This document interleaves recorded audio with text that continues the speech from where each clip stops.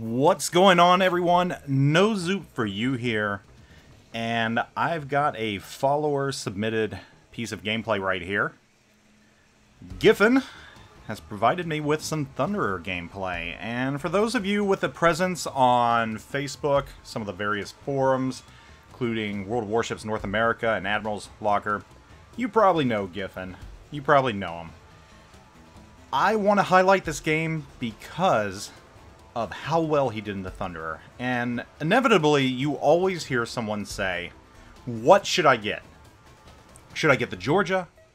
Or should I get the Thunderer? And that seems to be the big question right now, as both of those ships are getting ready to leave permanently. Or at least, for a while. And it's a hard decision, I know. Both ships play very, very different. Both ships are a lot of fun. Both ships are really good. Really good, I mean. So that doesn't make it easy at all. With that being said, today's video is going to make the case for the Thunderer and why you should get it over the Georgia.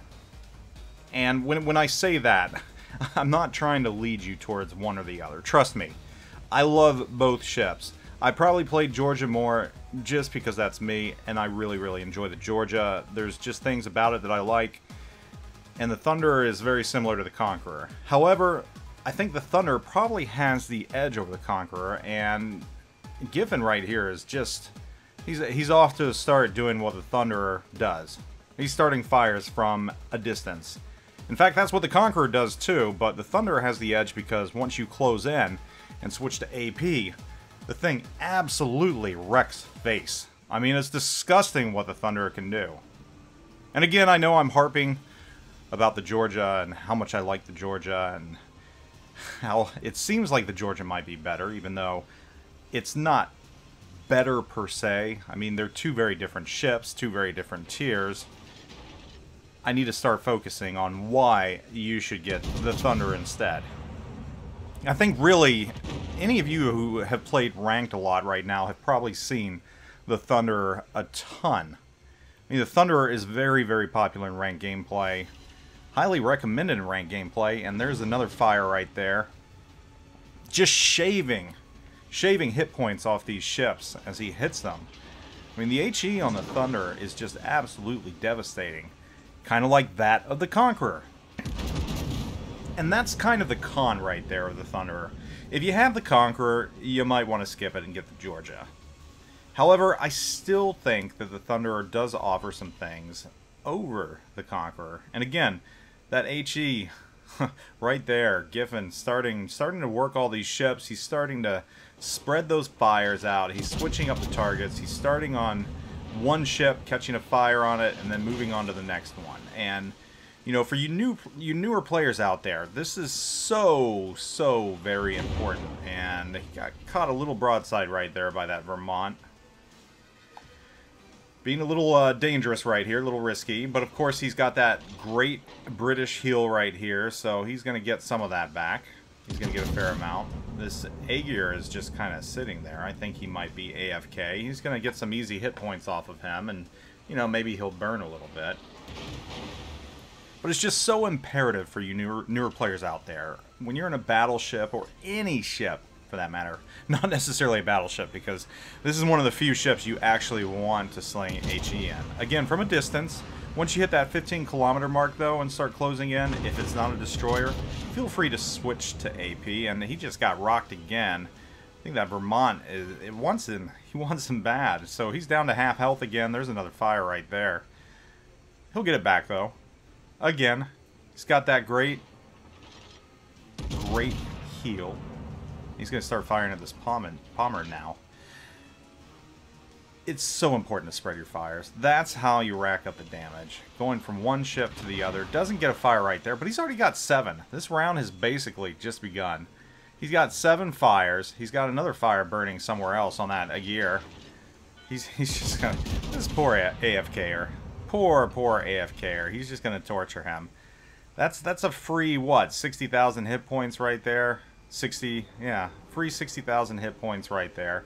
He's going to let him burn. He's just going to burn. And there's another fire on it. Oh, the humanity! But yes, that's what the Thunderer is good at. And I feel almost in ways it's better than Conquer at starting fires. I don't know. I don't play Conquer nearly as much as the Thunder, and there's another fire. Look at that, 9,000 HP off of that roll right there. The HE caused that much. And you know, I could go into the stats of this ship. I'm not going to, though, because really, I'm just going to let this gameplay be a testament to how good this ship is. The 2 fires right there. I'm going to let the gameplay be a testament to how good this ship is that Giffen has provided us with. And he's just playing in the back right now. He's just rolling along the back. He is perfectly happy slinging HE right now. This Iowa is getting an AP range, but he's going to stick with the AP. I mean, or HE, excuse me. If it's not broke, why fix it?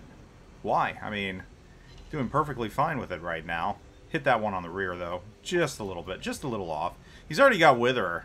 I mean, this is sickening. It really is. 121,000 damage with 12 minutes to go. 11 fires. Oh, if he had AP loaded right now.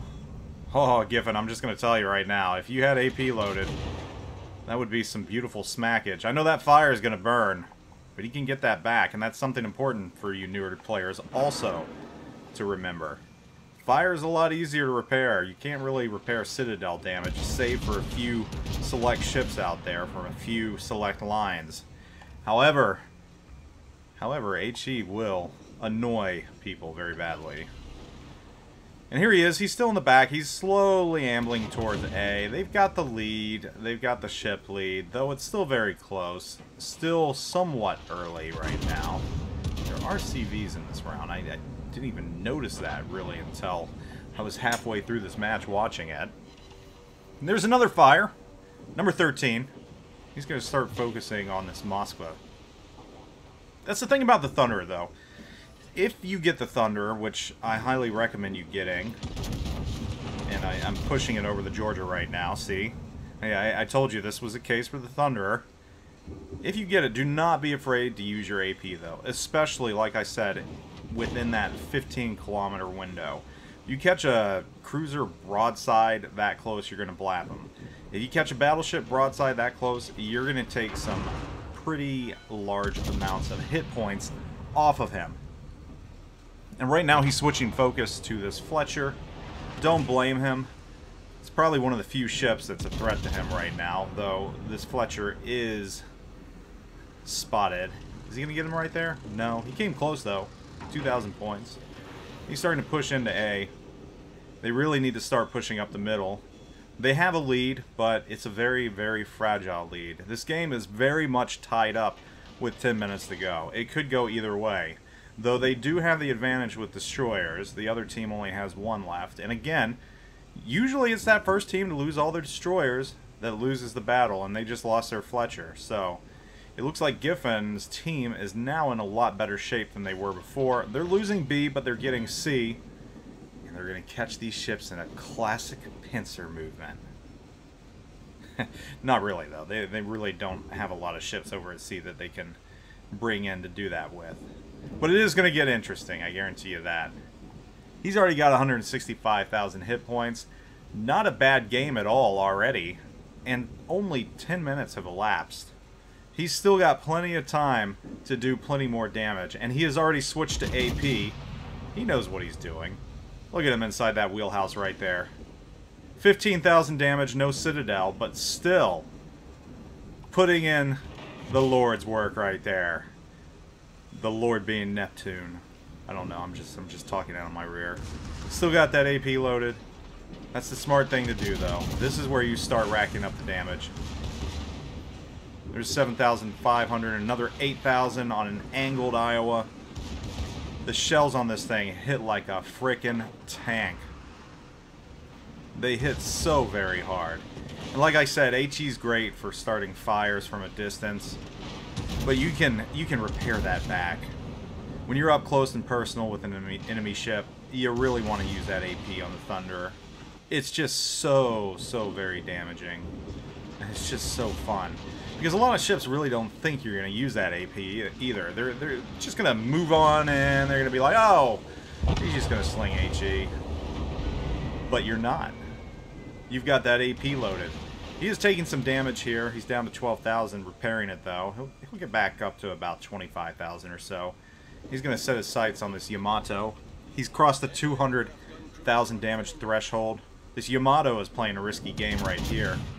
He's going to aim for that back turret, try to get a Citadel, which he does. He gets two Citadels. That's just disgusting right there. Does take a little bit of a beating from the Yamato, though. Gets his high caliber right there, and now he's up to 240,000 damage, and he's still going. And this poor Yamato, he's going to fire again at that rear Citadel. And he's going to take him out with another Citadel. Surprisingly, the first ship he sunk today, and this poor Lexington just came out of nowhere. What a great time to switch to AP. He knows what he's doing with this ship, though. Once you get into that middle section, once you know you're close to the enemy, that's when you switch things over. That's when you put that AP on. Although it looks like he's going to do a little bit of a tactical beaching right here, which is okay. So Lexington's just trying to get out of here as fast as humanly possible. Look at the overpins, though. The shells are just too big for the Lexington. Just too big. And there's his Confederate right there. He's very, very quickly closing in on 300,000 damage. He's got 280,000 right now. And that is the power of the Thunder's AP and what makes this ship so good. It's not the HE. The HE is just icing on the cake. This is a straight up through and through battleship. It's an AP battleship. Conqueror, you can make the argument that yeah, it's got AP, you can use its AP. But we all know that it's an HE slinging battleship. Not the Thunderer. The Thunderer, HE's just for the beginning. It's just for the main course. But once you get into the actual meal... Wait. Let's rephrase that. HE's the appetizer. AP is the main course. Once you get into the actual meal, once you get into that middle area of the cap, once those ships get within 15 kilometers, once they get down to 10 kilometers or so, that's when this thing becomes absolutely disgusting. And that is why you should invest your hard-earned resources into the Thunderer. It is a dual threat. Yeah, Georgia's fun. Georgia's got speed. Georgia's got speed boost. Georgia's got big guns. But the guns are somewhat unwieldy sometimes. And yes, though it does have nice secondaries, you can find yourself overextending a lot, getting into a lot of trouble. A little harder to do that in this ship. They have all three caps right now. I mean, it's close ship-wise. I mean, both have lost all their destroyers. And I guess that's on account of the carriers being in the game. It's close in that respect. But the points tell a different story. They have all three caps right now. There is 5 minutes left, though, so he really can't let up right now because of that. I mean, the other team still theoretically has a chance. Still has a chance. He's just waiting for that CV to spot. Once that CV spots the other carrier, he's going to start pounding it. He's going to try and take him out, get some more... I like to call this junk time hit points. You know, towards the end of the battle, it's almost over. So, you're just racking up the kills. And he's going to get it here, isn't he? Oh, but unfortunately, it's only 2,000 hit points. It was wounded. It was limping out. It was already dead. But that's fine. Moskva could pose a threat right here. Does Moskva know he's here? Is Moskva paying attention? No, Moskva is aiming at something else. And there's that Vermont that we saw at the beginning of the round. Just coming out of nowhere. Well, I guess he's not coming out of nowhere. He's coming out of the J line. Could have made a difference. Maybe. Possibly. He's going to go after this Moskva, though. This Moskva that just got a devastating strike. This Moskva does pose a threat right here. But, let's see what this AP can do against this Moskva. Yeah. There's 31,000 damage shaved right off of the Moskva. He's at 322,000 damage right now. Just bounced all those AP shells. I'm going to try and take him out right here. He's probably going to get it. Unless another ship can sneak in. No, there's a Citadel. God, that just looked like it hurt. It looked like it hurt bad. Ladies and gentlemen, this is the reason you should get the Thunderer over the Georgia. And if you play Tier 10 rank battles... If you plan on playing ranked battles a lot, that's another reason to get it. It is a versatile ship. It's used in clan battles. If you play clans, that's another reason to get it. There's another Citadel in that Vermont. 360,000 damage. This round is over, ladies and gentlemen. Giffen with an amazing game right here, showcasing all that the Thunderer has to offer and why you need to get this ship now before it's gone for good. Thanks for watching. Thanks for the video, Giffen. You all take it easy. Pick that Thunderer up. 3,000 base XP. Wonderful round. Wonderful round. I am out.